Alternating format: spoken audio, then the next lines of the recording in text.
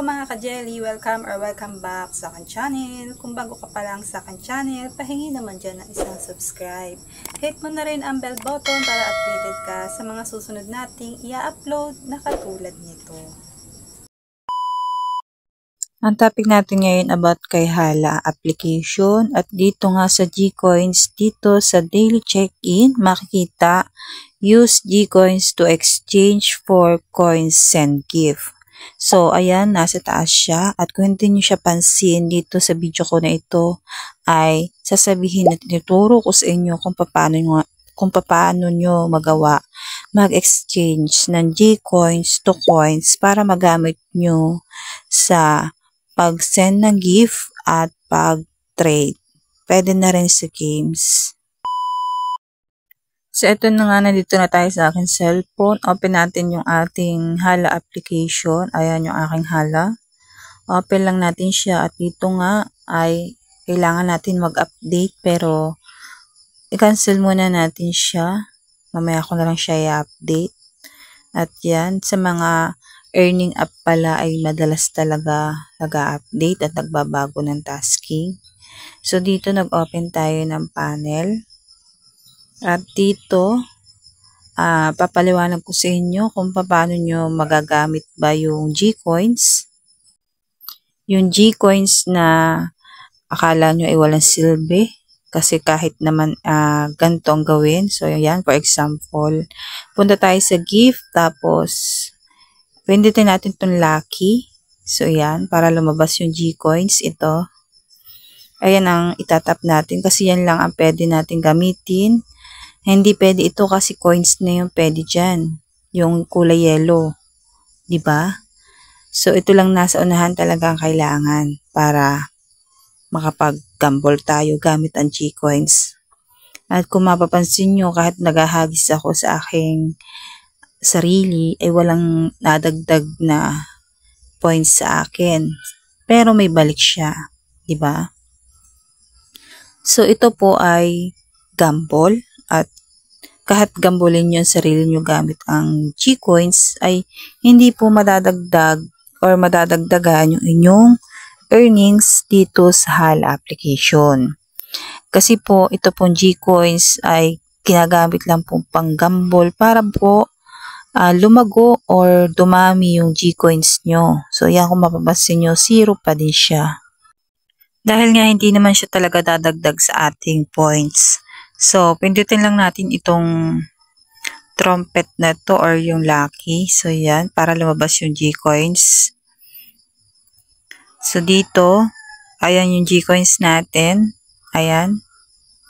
So, makikita nyo yung arrow. Itap nyo lang yung arrow na yun. Para makita nyo yung kung paano mag-exchange ng Gcoins to coins. So, madaming hindi nakakapansin nito. At kaya ginawa ko ngayon tutorial na to para ipakita na pwede siyang exchange yung Gcoins to coins. Okay? O sige, itap na natin yung arrow at ito yung makikita. Kung makikita nyo dito ay may minimum. So, kailangan natin ng 10,000 Gcoins para siya ay ma-exchange.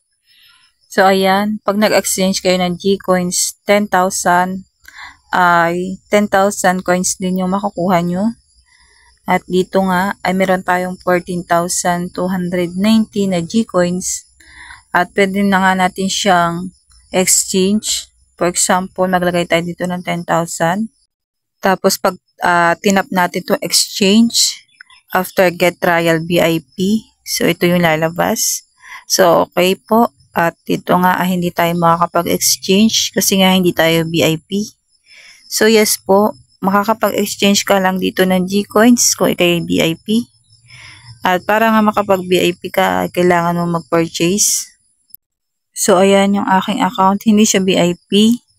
So kung gusto nyo mag-VIP, ay pwede naman, basta magbayad lang kayo. So sa mga VIP dyan, tapos hindi alam na pwede palang exchange yung Gcoins to coins, ay exchange nyo na kasi VIP naman kayo. Sa gusto po mag-VIP, pwede naman kasi hindi naman kayo lugay, may makiklaim kayo daily na 3,500. So yan, sa mga gustong mag-VIP ay may bayad po yun. Pero meron naman po kayong makiklaim na 3,500 daily. So dito, itatry nga natin mag-purchase ng VIP kung magkano ba ang magagastos pag nag-VIP ka. So ito po ay sa gusto lang mag-VIP. Okay, papakita ko na rin po kung magkano. Ayan siya. So kailangan natin magbayad ng 58 pesos para tayo ay magkaroon ng trial VIP.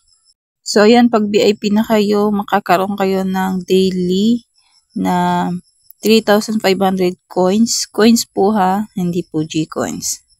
So kapag VIP kayo. Tapos kapag VIP din kayo, pwede na rin kayo mag-exchange ng G-coins to coins. So kapag VIP kayo, marami kayong pwedeng gawin. Ayan, kapag ka VIP. Kasi nga, magbabayad kayo dyan ng 58 pesos. So kung nasa sa inyo na po yung kung gusto nyo mag-VIP. So dito lang kayo pumunta kapag ka gusto nyo mag-VIP. So yan.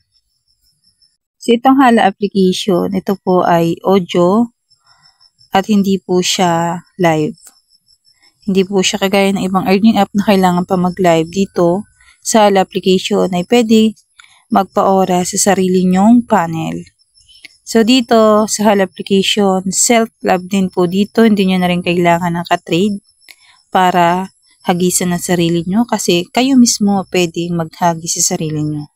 Diba maganda rin ang Hala application? At legit din siya kasi nga madami na nakasahod dito at isa na rin ako doon. Meron na nga rin akong tutorial kung paano mag-withdraw dito sa Hala application kasi nga nakapag-withdraw na ako dito. So yan, sa mga hindi pa alam kung paano mag-withdraw ay pwede kayong manood sa aking tutorial. Visit nyo lang ang aking YouTube channel.